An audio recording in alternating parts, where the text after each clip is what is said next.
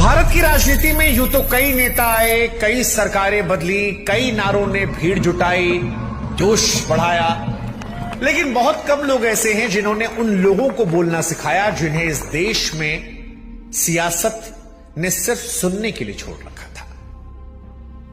काशीराम इसीलिए खास थे। काशीराम सिर्फ एक नेता नहीं थे, वे उस दबे हुए गुस्से की आवाज थे जिसे भारतीय राजनीति ने दशकों तक अनसुना कर रखा था।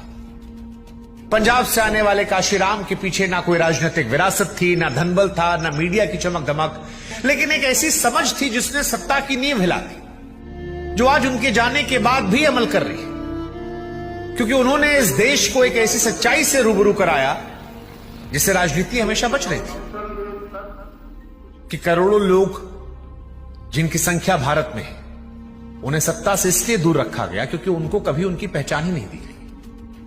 और इसीलिए जब 70 और 80 के दशकों में भारत बदल रहा था, गांव कस्बों छोटे शहरों में दबा हुआ गुस्सा सड़कों पर आ रहा था, करोड़ों वो लोग जो वोट देते थे, रैलियों में भीड़ बनकर जाते थे, लेकिन राज कोई और करता था, काशीराम ने उस मानसिक गुलामी पर पहला प्रहार किया। उनके जहन में यह सवाल डाला कि अरे वोट तुम्हारा, संख्या तुम्हारी, तो राज तुम्हारा क्यों नहीं।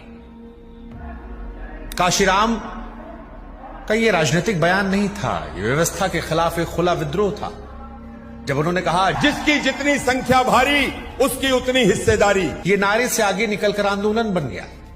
गांव गांव साइकिल यात्रा निकलने लगी, पढ़े लिखे कर्मचारी जुटने लगे और बरसों का अपमान राजनीतिक गुस्से में तब्दील हो गया। नतीजा दिल्ली ने देखा।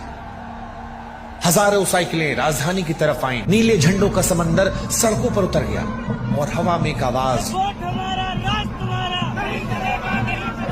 मानो ये दबे हुए आत्मसम्मान का विस्फोट था। पहली बार वो समाज सत्ता की आंखों में आंखें डालकर खड़ा था और वहीं काशीराम बुलंद आवाज में कह रहे थे, राज कोई देता नहीं है, राज लिया जाता है।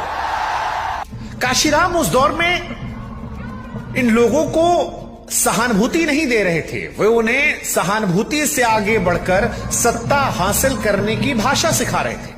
उन्होंने कार्यकर्ताओं को समझाया कि पहला चुनाव हारने की लड़ो, दूसरा हरवाने के लिए और तीसरा जीतने के लिए।